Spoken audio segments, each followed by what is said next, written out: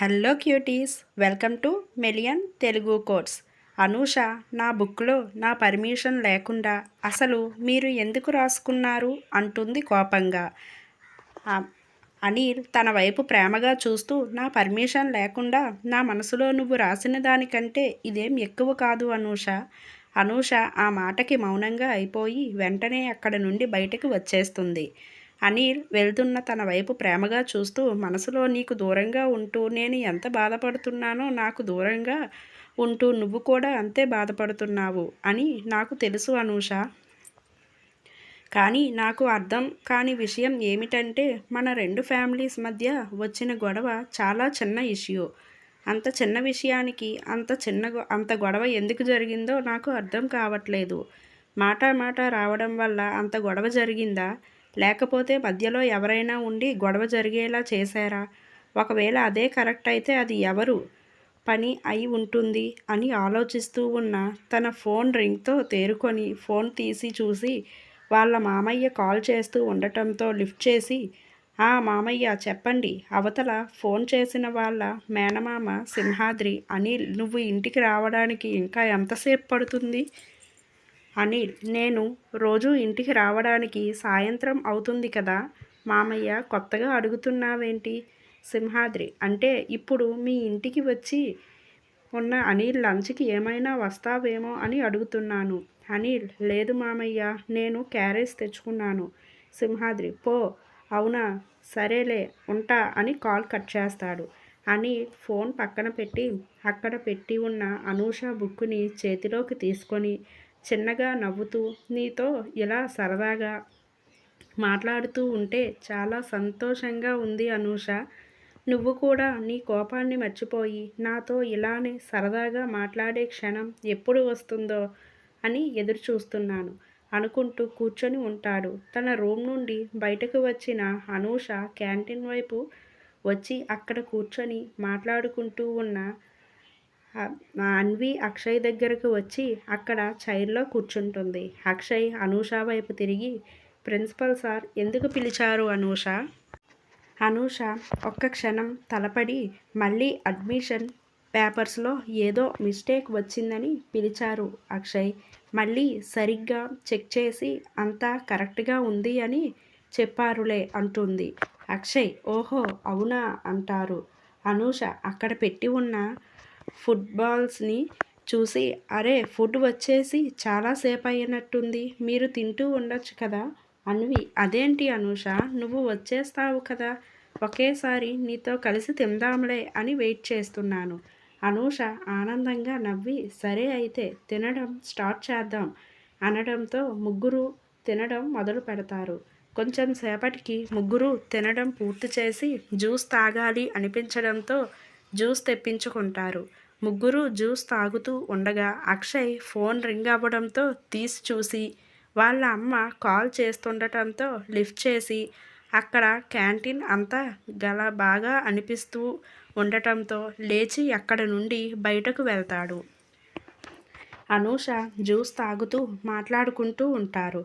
అప్పుడే హాల్లో, ఏంటి మీ ఇద్దరూ బాగా బిజీగా ఉన్నట్టు ఉన్నారు అన్న మాట వినపడటంతో అనూష ఇంకా అన్వి అటువైపు చూస్తారు. వాళ్ళ ఎదురుగా స్లీవ్లెస్ టాప్ ఇంకా jeans pant, high heels, full మేకప్లో ఉన్న ఒక అమ్మాయి నిలబడి ఉంటుంది. ఆ అమ్మాయిని చూడగానే అన్వికి కోపం వచ్చి, నీకెందుకు, నీ పని నువ్వు చూసుకో అంటుంది. ఆ అమ్మాయి వాళ్ళ ముందుగున్న చైర్లో కూర్చుంటూ, హే, ఎందుకు అంత ఫైర్ అవుతున్నావు అన్వి? ఏం కొత్తగా జాయిన్ అయిన వాళ్ళతో మేము మాట్లాడకూడదా ఏంటి? నేను కూడా తనకి క్లాస్మేట్నే కదా అని అనూష వైపు తిరిగి, నీ పేరు అనూష అనుకుంటా కదా. అనూషకి తన మాట తీరు అంతగా నచ్చలేదు. అలానే కాస్త అసహనంగా ఫేస్ పెడుతూ అవును అన్నట్టు తల ఊపుతుంది. ఆ అమ్మాయి, నా పేరు లల్లి. యాక్చువల్లీ మా గ్యాంగ్ కాలేజీలోనే చాలా పాపులర్ అనూష. మీకు ఒక గ్యాంగ్ కూడా ఉందా? తను అడిగిన ప్రశ్నకి అన్నీ ఒక్కసారిగా నవ్వుతుంది. లల్లి అన్వి వైపు ఒక లుక్ ఇచ్చి మళ్ళీ అనూష వైపు తిరిగి, చెప్పాను కదా మా గ్యాంగ్ చాలా పాపులర్ అని. మా గ్యాంగ్లో మొత్తం 16 మెంబర్స్ తెలుసా? మేము ఒకరికొకరం చాలా హెల్ప్ఫుల్గా ఉంటాం. అన్వి నీ బొంద హెల్ప్ అని కొనుక్కుంటూ ఉంటుంది. అనూష నైస్, కానీ ఇది నాకెందుకు చెప్తున్నావు? లల్లి నువ్వు కూడా మా గ్యాంగ్లో జాయిన్ అవ్వు అనూష. నీకు ఫుల్ ఎంటర్టైన్మెంట్ ఇచ్చే ఫ్రెండ్స్ ఉన్నారు అక్కడ. తన మాటకి అన్నీ ఒక్కసారిగా షాక్ అవుతూ లల్లీ వైపు చూస్తుంది. అనూష ఇన్ఫ్యాక్ట్ ఫ్రెండ్షిప్ అనేది మనకి ఒక వ్యక్తిపై న్యాచురల్గా కలిగితేనే అది ట్రూ ఫ్రెండ్షిప్ అవుతుంది. కానీ ఇలా బెనిఫిట్స్ చూసుకొని కలిపితే అది ఫ్రెండ్షిప్ అవ్వదు, బిజినెస్ పార్ట్నర్షిప్ అవుతుంది.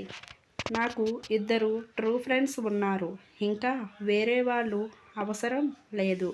ఆ మాటకి అన్వి ఆనందంగా అనూష వైపు చూస్తుంది. కానీ లల్లీ మాత్రం వెంటనే గట్టిగా నవ్వుతూ, నువ్వు చెప్పిన టూ ఫ్రెండ్స్ కొంపతీసి వీళ్ళిద్దరూ కాదు కదా? అనూష సీరియస్గా లల్లీ వైపు చూస్తుంది. లల్లీ నవ్వుతూ, నీకు వాళ్ళ గురించి తెలియదు అనూష. ఎప్పటి వరకు వాళ్ళిద్దరితో మన క్లాసులో ఎవరు ఫ్రెండ్షిప్ చేయలేదు అంటే నీకు అర్థం కావడం లేదా? వీళ్ళిద్దరి మధ్యలో ఇంకో పర్సన్ వస్తే చివరికి వాళ్ళు బకరా అవ్వాల్సిందే. ఫ్రెండ్స్ దాకా ఎందుకు, దీని లవర్ కూడా వాళ్ళిద్దరి మధ్యలో ఉండలేక దీనికి దండం పెట్టి బ్రేకప్ చెప్పేసి పారిపోయాడు అంటే గట్టిగా నవ్వుకుంది. తన మాటకి అన్వీకి బాధతో కళ్ళల్లో నీళ్లు తిరుగుతాయి.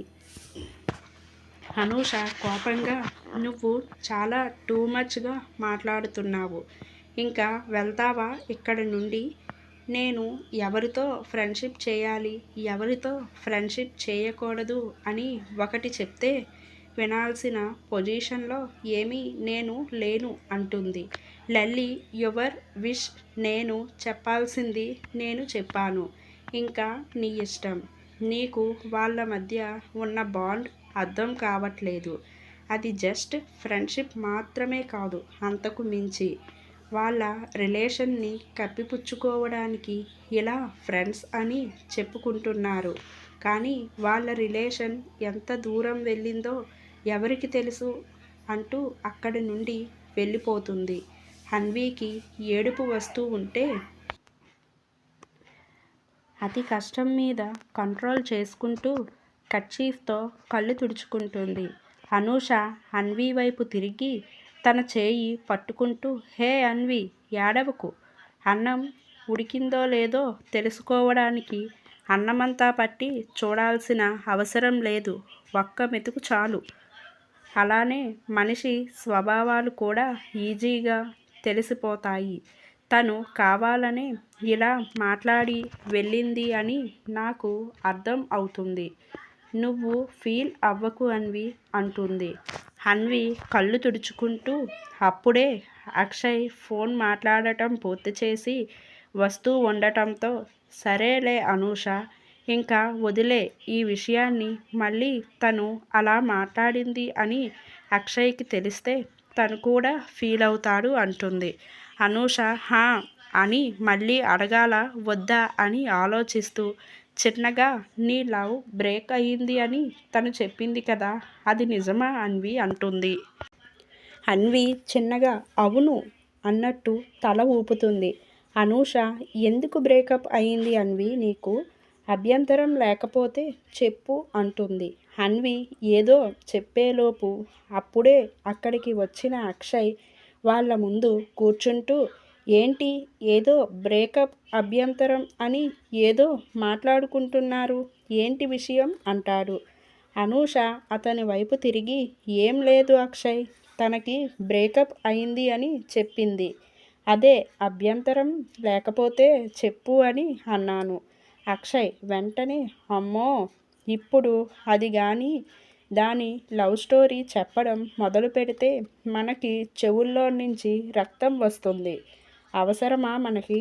ఇదేమో వాడిని లవ్ చేశాను అంటూ తిరిగింది, వాడేమో సిల్లీగా దీని డ్రెస్సింగ్ నచ్చలేదు అని చెప్పి బ్రేకప్ చెప్పేశాడు.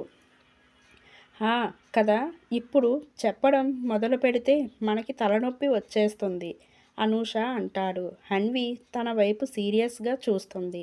అనూష మాత్రం ఏమీ మాట్లాడకుండా సైలెంట్గా చాలా కామ్గా ఉంటుంది. ఆ రోజు సాయంత్రం కాలేజ్ అయిపోవడంతో ఇళ్లకు వెళ్ళాల్సిన వాళ్ళు, వీళ్ళకి హాస్టల్కి వెళ్ళాల్సిన వాళ్ళు హాస్టల్కి వెళ్తారు. అన్వి ఇంకా అనూష ఇద్దరూ వాళ్ళ రూమ్కి వచ్చి ఫ్రెష్ అయి వచ్చి కూర్చుంటారు. అంది బుక్కు తీసుకొని ఏదో రాసుకుంటూ ఉంటే అనూష ఏదో ఆలోచిస్తూ కూర్చొని ఉంటుంది. అన్వి తన వైపు చూసి అనూష ఏదో ఆలోచిస్తూ ఉండటం చూసి, ఏంటి అనూష, ఏం ఆలోచిస్తున్నావు? అనూష తన వైపు తిరిగి అంది. హన్వి ఒక చిన్న ప్రశ్న అడగనా అంటుంది. హన్వి హా అడుగు అనూష, ఏంటి? అనూష చిన్నగా, అది జస్ట్ నీ డ్రెస్సింగ్ నచ్చలేదు అని నీకు బ్రేకప్ చెప్పడం ఏంటి హన్వి? అసలు డ్రెస్సింగ్ కోసం ఎవరైనా బ్రేకప్ చెప్తారా అంటుంది. హన్వి ఒక చిన్న నవ్వు నవ్వి, ఏంటి అనూష, డ్రెస్సింగ్ నచ్చలేదు అని బ్రేకప్ చెప్పాడు అని చెప్పేవాడు నమ్మేశాడు. సరే నువ్వు కూడా నమ్మేశావా? ఆ మాటకి అనూష అయోమయంగా అన్వి వైపు చూస్తుంది. అన్వికి జరిగినది గుర్తుకు వచ్చి కళ్ళల్లో నీళ్లు తిరుగుతూ ఉంటే కంట్రోల్ చేసుకుంటూ చిన్నగా, నిజానికి మా ఇద్దరికి బ్రేకప్ అయినది నా డ్రెస్సింగ్ వల్ల కాదు అనూష, అక్షయ్ వాళ్ళ అంటుంది. అనూష ఒక్కసారిగా షాక్ అవుతూ, ఏంటి అక్షయ్ వాళ్ళ? మధ్యలో తను ఏం చేశాడు? అన్వి అక్షయ్ ఏం చేయలేదు, కానీ వాడు మా ఇద్దరి మధ్య ఉన్న ఫ్రెండ్షిప్ని అనుమానించాడు. అక్షయ్తో మాట్లాడొద్దు అని చాలా గొడవ చేశాడు. చివరికి బ్రేకప్ చెప్పి వెళ్ళిపోయాడు అంటూ కన్నీళ్లు పెట్టుకుంటూ ఉంటే అనూష కంగారుగా తన దగ్గరకు వచ్చి, సారీ అన్వి, ఇదంతా తెలియక అనవసరంగా నిన్ను ఆ విషయం గురించి అడిగాను. అన్వి కన్నీళ్లు తుడుచుకుంటూ, పర్వాలేదులే అనూష, ఈ విషయం నేను ఎవరితో చెప్పుకోను, కానీ నువ్వు నాకు బాగా క్లోజ్ అయ్యావు కాబట్టి నీతో చెప్పుకుంటున్నాను. నిజానికి తను నన్ను అనుమానించాడు అన్న విషయం అక్షయ్కి తెలియదు. ఎందుకంటే మా మధ్య ఉన్న ఫ్రెండ్షిప్ని అనుమానించి నాతో బ్రేకప్ చెప్పి వెళ్ళిపోయాడు అని తెలిస్తే వాడు అసలు తట్టుకోలేడు అని ఏదో ఒక రీజన్ చెప్పాలి అని, ఏదో నా డ్రెస్సింగ్ నచ్చలేదు అని బ్రేకప్ చెప్పాడు అని చెప్పాను అంటుంది. అనూష సైలెంట్గా ఉంటుంది. హన్వి ఇంకా వెంటనే నవ్వేస్తూ, సరేలే ఇంకా ఆ విషయం వదిలేసాయి. లైఫ్లో మనం కోరుకున్న ప్రతిదీ మనకి దొరకాలి అన్న గ్యారంటీ లేదు కదా. ఫాస్ట్ ఈజ్ ఫాస్ట్ అంతే. సో ఇప్పుడు నేను చెప్పిన విషయం గురించి నేను మర్చిపోతున్నాను, నువ్వు మర్చిపో, ఓకేనా అంటుంది. అనూష చిన్నగా అలాగే అన్నట్టు తల ఊపుతుంది. కానీ తనకి అన్వి బాధని చూస్తుంటే కొన్ని రోజుల నుండి తను అనుభవిస్తున్న బాధని అన్విలో కూడా చూసినట్టు అనిపిస్తుంది. ఇంకా ఆ విషయం గురించి అన్వి దగ్గర డిస్కస్ చేసి బాధ పెట్టకూడదు అని ఫిక్స్ అయ్యి సైలెంట్గా తను కూడా బుక్స్ తీసుకొని చదువుకోవడం మొదలు పెడుతుంది. అనిల్ వాళ్ళ ఇంట్లో నిఖిత దేనికోసమో వెతుకుతూ నార్మల్గా అనిల్ రూమ్ దగ్గరికి వచ్చి, అన్నయ్య నా ప్రాజెక్ట్ చేయడం కోసం తెచ్చుకున్న స్టిక్ పెన్స్ ఎక్కడ కనబడడం లేదు, నువ్వు ఏమైనా చూసావా అంటుంది. అనిల్ చూడడం కాదు, నా దగ్గరే ఉన్నాయి అనడంతో నిఖిత అయోమయంగా లోపలికి వచ్చి, మీ దగ్గర ఉన్నాయా అంటూ అనిల్ వైపు చూసి తను స్టిక్ పెన్తో నోట్బుక్లో ఏదో రాస్తూ ఉండటం చూసి, ఏం రాస్తున్నావు అన్నయ్య? అనిల్ రాయడం పూర్తి చేసి స్టిక్ పెన్ పక్కన పెట్టి తన చేతిలో ఉన్న బుక్ని నిఖితాకి చూపిస్తాడు. అందులో రంగురంగుల పెన్నులతో I am so sorry Anusha, please forgive me అని రాసి దాని చుట్టూ లవ్ షేప్స్ గీసి అందంగా ఆ పేపర్ని చూడగానే ఆకర్షణీయంగా ఉండేలా తయారు చేసి ఉంటారు. నిఖిత చిన్నగా నవ్వుతూ అనిల్ వైపు చూసి, ఏంటి అన్నయ్య, వదినకి సారీ చెప్పడానికి ఏర్పాట్లు అన్నీ, కానీ మీ బుక్ తనకి ఎలా ఇస్తావు? అనిల్ చిన్నగా నవ్వి, ఇది నా బుక్ కాదు నిఖిత, అనూష బుక్కునే నా దగ్గర నుండి రిటర్న్ తీసుకోవడానికి రేపు వస్తుంది. నిఖిత ఓహో సూపర్ అయితే అంటుంది. అనిల్ చిన్నగా నవ్వుతూ తను నన్ను ఒక్కసారి క్షమించు, నాతో మాట్లాడే అవకాశం దొరికితే చాలు నిఖిత అంటాడు. నువ్వు నిఖిత అంత ప్రేమగా అపాలజీ తెలిపినా కూడా తను క్షమించదు అని ఎందుకు అనుకుంటున్నావు అన్నయ్య? చూడు, రేపు సాయంత్రానికల్లా నీతో మాట్లాడుతుంది. అనిల్ చిన్నగా నవ్వి మళ్ళీ అక్కడ ఉన్న స్టిక్ ప్యాంట్స్ అన్నీ తీసి నిఖిత చేతికి ఇస్తూ ఇదో నీ ఫ్రెండ్స్ అంటాడు. నిఖిత వాటిని తీసుకొని అక్కడి నుండి బయటకు వచ్చేస్తుంది. అనిల్ ఆ బుక్కుని చూస్తూ చిన్నగా నవ్వుకుంటూ ఇంకా క్లాస్కి ప్రిపేర్ అయ్యే వరకు ఉండటంతో తన బుక్స్ చేతిలోకి తీసుకుంటాడు.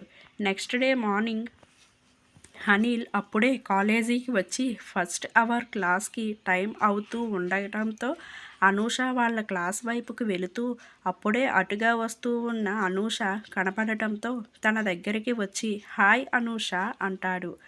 ఎటో చూస్తూ నడుస్తూ ఉన్న అనూష తన పిలుపు తన వైపు తిరిగి చూసి వెంటనే గుడ్ మార్నింగ్ సార్, ఒక చిన్న విషయం సార్, నా పేరు అను కాదు అనూష సార్ అంటుంది.